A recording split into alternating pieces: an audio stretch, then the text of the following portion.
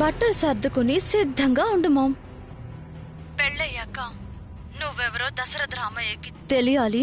నువ్వు ఈ ఇంటిని ఏలాలి. సరే బేబీ, నేనుంటాను. Okay mom, bye.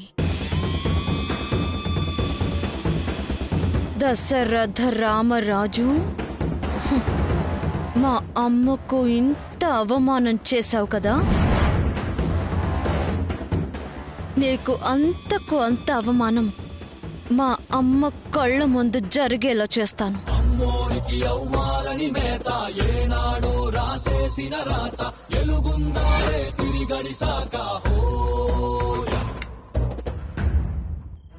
Dasharatha Ramayya, నువ్వు నాకు చేసిన అవమానాన్ని వడ్డీతో కలిపి తిరిగివ్వడానికొస్తున్నాను. సిద్ధంగా ఉంటూ.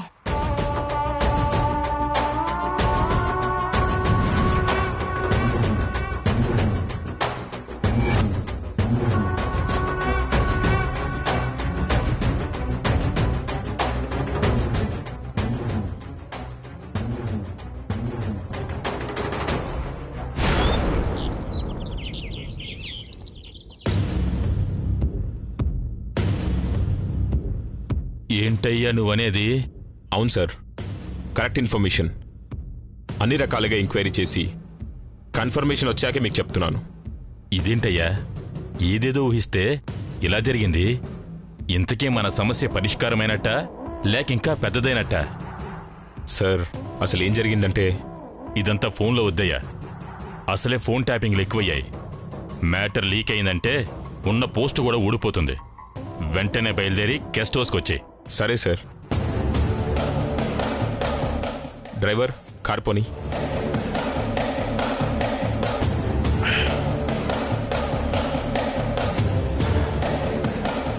అసలు అలాంటి ట్విస్ట్ వస్తుందని అస్సలు ఊహించలేదు. ఇప్పుడు ఏం చెయ్యాలి?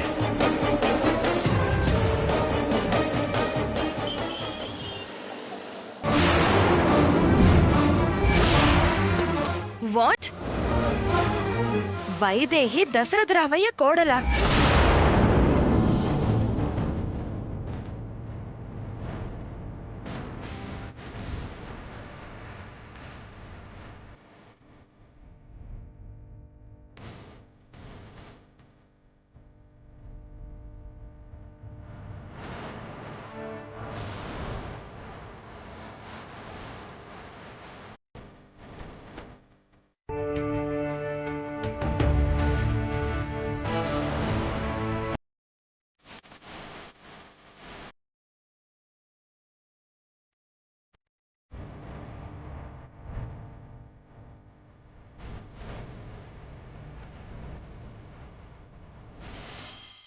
నో, అలా జరగడానికి వీల్లేదు. అయినా ఇదెలా సాధ్యం? వైదేహి జానకి రామయ్య కూతురు కదా. జానకి రామయ్య కూతురే మేడం, కానీ కన్న కూతురు కాదు, పెంచుకున్న కూతురు. ఊర్లో అంతా వెతికాము, ఎవరు లేరని చెప్పారు కదా. మరి సడన్ గా ఎలా పుట్టుకొచ్చింది? చేశాం మేడం, కానీ ఇప్పుడు మళ్ళీ గుళ్ళో ఎంక్వైరీ చేశాం. అప్పుడు ఆ గుళ్ళో తెలిసింది, 20 ఏళ్ల క్రితం ఈ వైదేహిని గుళ్ళో వదిలేసి వెళ్తే జానకి రామయ్య గారు తీసుకెళ్లి పెంచుకున్నారు. అంటే దశరథ రామయ్య మేనగోళ్లు చిన్నప్పుడే దూరమై ఎక్కడో పెరిగి చివరికి దశరథ రామయ్యకే కోడలుగా వచ్చిందన్నమాట. జానకి రామయ్యకి గుళ్ళో దొరికితే అది వేరే ఎవరైనా కావచ్చు కదా. దశరథ రామయ్య మేనకోడలే ఎందుకు కావాలి? ప్రూఫ్ ఏంటి? డిఎన్ఏ టెస్ట్లన్నీ చేసిన తర్వాతే, కన్ఫర్మ్ అయ్యాకే ఇన్ఫర్మేషన్ మన వరకు వచ్చింది చంచల. వైదేహి ఖచ్చితంగా దశరథ రామయ్య మేనగోడలే. ఇప్పుడు తెలుసుకోవాల్సిందల్లా దీనివల్ల మన ప్లాన్ ఏమైనా దెబ్బతినే అవకాశం ఉందా అని చూసుకోవాలి. దెబ్బ తినడం కాదు, మొత్తం కొలాప్స్ అయిపోతుంది. ఒకవేళ పెళ్ళైన తర్వాత నిజం తెలిసినా కూడా నా కూతుర్ని జుట్టు పట్టుకుని బయటికి గెంటేస్తారు. ఇన్నేళ్ల నా కల మొత్తం చెల్ల చెదరైపోతుంది మినిస్టర్ గారు. మేడం, మనం అంత టెన్షన్ పడాల్సిన అవసరం లేదేమో. మనం ఇన్ని సంవత్సరాలుగా ఎంక్వైరీ చేస్తే చివరికి ఈరోజు తెలిసింది వాళ్ళకెప్పటికి తెలియాలి? నిజమనేది మనం తెలుసుకోవాలి అనుకున్నంత మాత్రాన తెలీదు. అది బయటపడాల్సిన సమయం వచ్చినప్పుడు బయటపడుతుంది. అది బయటపడితే ఏంటి పరిస్థితి? ఇన్నాళ్ల నా ప్లాన్, నా కూతురి కష్టం అన్నీ వృధా అయిపోయినట్టే కదా. మరి ఇప్పుడు ఏం చేద్దాం చంచల? ముందు బేబీని పిలిచి మాట్లాడదాం. అక్కడ పరిస్థితులు తనకే బాగా తెలుసు కాబట్టి సరైన నిర్ణయం తనే తీసుకుంటుంది. సరే అయితే పిలిపించు చంచల.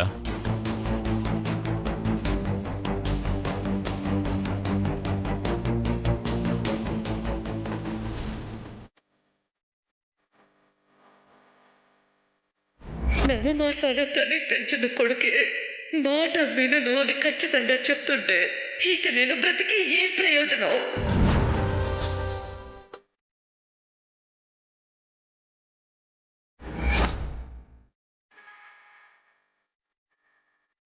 మీరు శవంతిని పెళ్లి చేసుకోండి.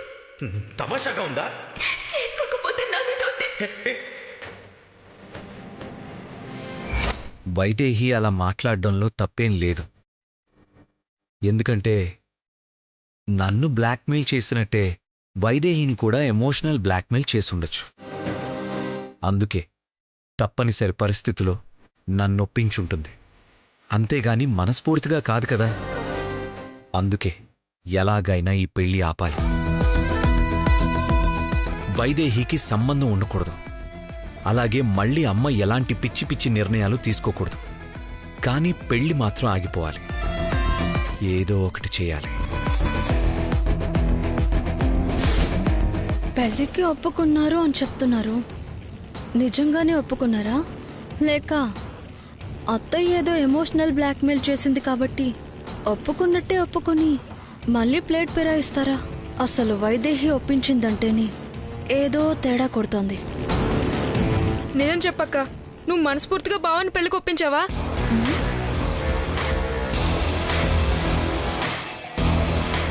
చెప్పక్క, బావుగారు శ్రవంతిని పెళ్లి చేసుకోవడం నీకు ఇష్టమా?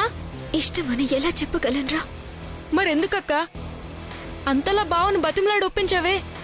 నిజంగా బావ పెళ్లి చేసుకుంటే? ఆయన చేసుకోర్రా, నాకా నమ్మకం ఉంది.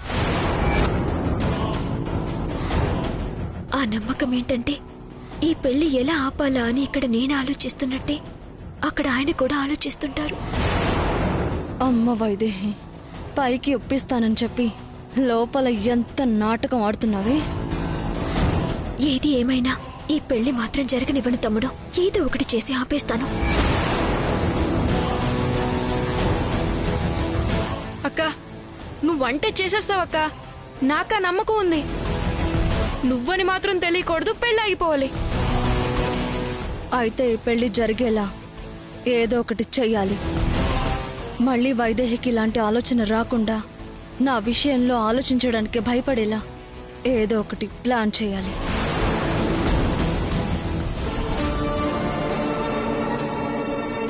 ఈ ఇంటికి వారసున్నాయి.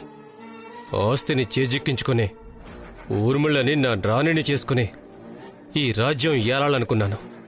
కుదర్లా. నా బదులు ఆ దేవాంష్కి పట్టం కట్టారు. పోనీ తర్వాత దేవాంశ్ అడ్డు తప్పిద్దామంటే ఏ ఒక్క ప్లాను వర్కౌట్ కాలేదు. అప్పుడొచ్చింది శ్రవంతి.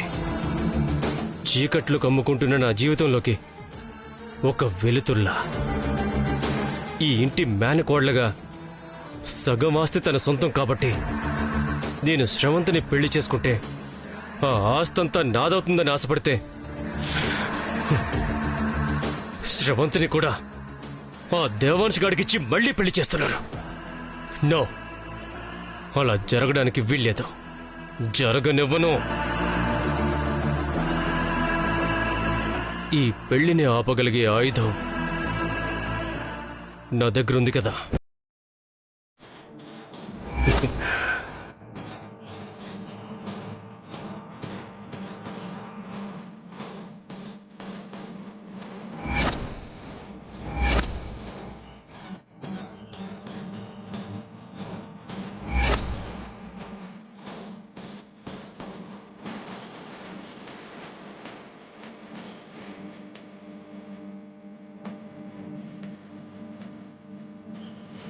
వైదేహి మాత్రమే దేవాంశ్ ఏకైక భార్య. గురువుగారు ఇచ్చిన అసలైన తీర్పు ఇది. మార్చిన కాగితం బట్టి శ్రవంతి కూడా దేవాంశ్ భార్య అనుకుని ఈ పెళ్లికి సిద్ధమవుతున్నారు కదా. ఇది చూపించా కూడా పెళ్ళెలా చేస్తారో నేను చూస్తాను.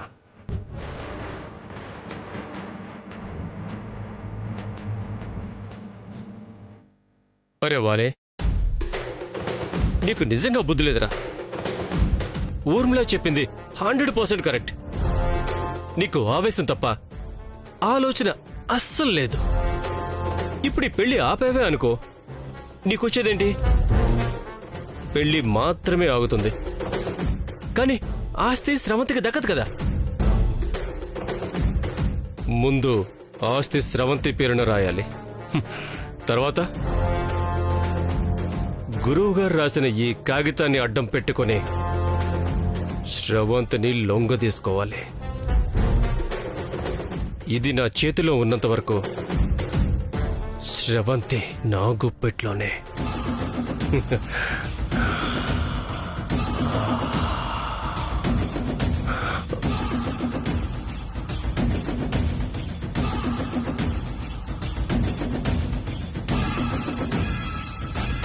మరి ఊర్మిళ?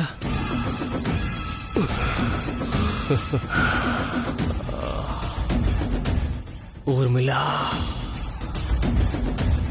తలచి తలచి మురిసిపోయే అందమే తప్ప మరిచిపోయే అందం కాదు నీది. కానీ ఏం చేస్తాం? నీ దగ్గర ఆస్తి లేదు, నా దగ్గర ఆస్తి లేదు. జోగి జోగి రాసుకుంటే బూడిదే రాలేది. అందుకే శ్రవంతి మీద కన్నేసా. శ్రవంతి కూడా తక్కువేమి కాదు. చూడగా చూడగా బుర్రకెక్కేసింది. శ్రవంతిని, ఈ ఆస్తిని సొంతం చేసుకొని మిగిలిన జీవితాన్ని హాయిగా బ్రతికేయడమే. ప్రస్తుతానికి నీ టార్గెట్ ఇదే రేవాలి. ఇంకేం మార్పులు లేవు. శ్రవంతి,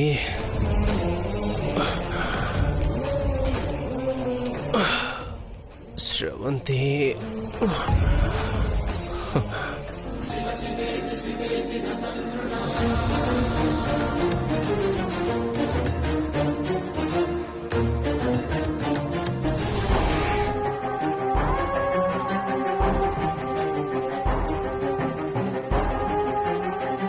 మామ్, బేబీ వచ్చేసావా? నీకోసం ఎదురు చూస్తున్నాం. ఏమైంది మామ్? ఫోన్లో టెన్షన్ గా మాట్లాడావు, ఇప్పుడు కూడా టెన్షన్ గా మాట్లాడుతున్నావు.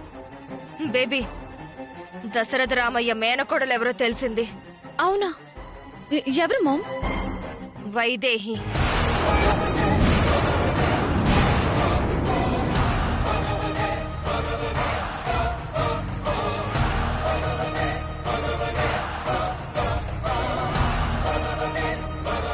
వైదేహియా? ఏమంటున్నావు మామ్? అవును బేబీ, నాకే ఇంకా నమ్మబుద్ధి కావడం లేదు. కానీ ఇది నిజం. మేనకోడలే కోడలయ్యింది.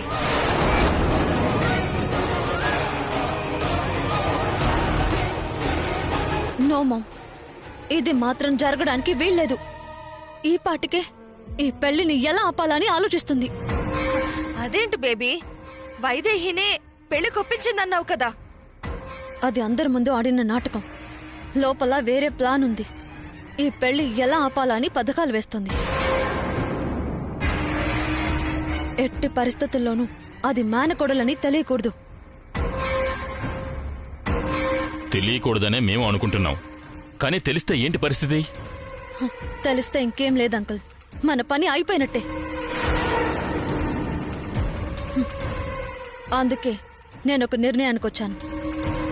వైదేహిని లేకుండా చేస్తాను.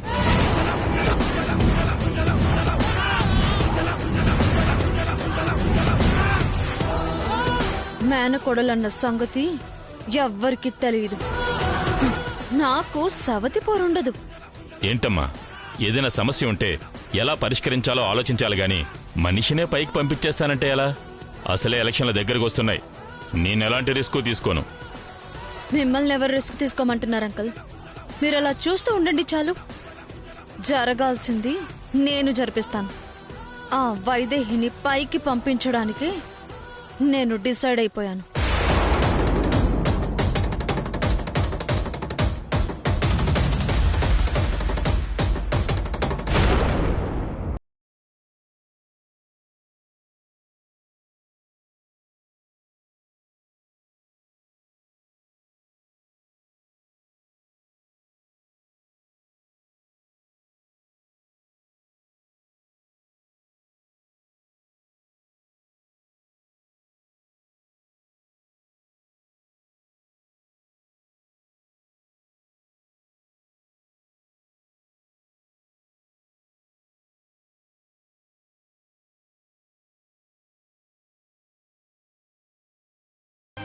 సరదాగా శారీ సెలెక్ట్ చేద్దాం. పెళ్ళంటే ఈ మాత్రం సందడి ఉండాలి కదా.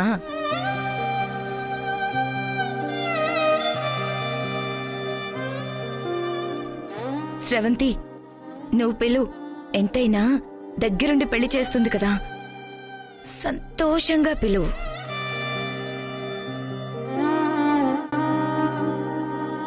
రా వైదేహి, రా. రావైదేహి రా.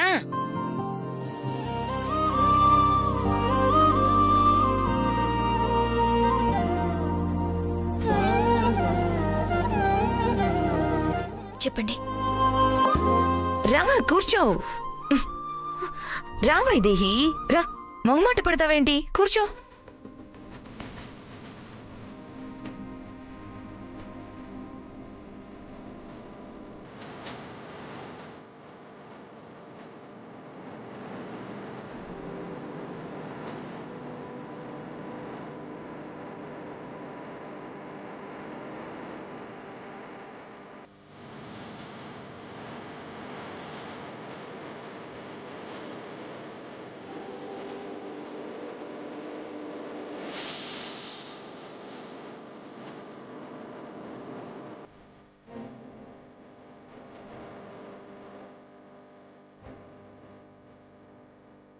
సెలెక్ట్ చేయి వైదేహి. నువ్వు సంతోషంగా పెళ్లి చేస్తున్నావు కదా, నీ సెలెక్షన్ దేవాన్ష్కి బాగా నచ్చుతుంది. నువ్వు స్రవంతికి సెలెక్ట్ చేస్తే ఇంకా సంతోషిస్తాడు.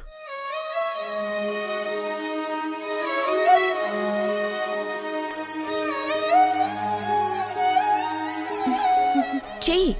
మంచి చీర, చాలా బాగుండాలి. మురిసిపోవాలి దేవాన్ష్ స్రవంతిని చూసి.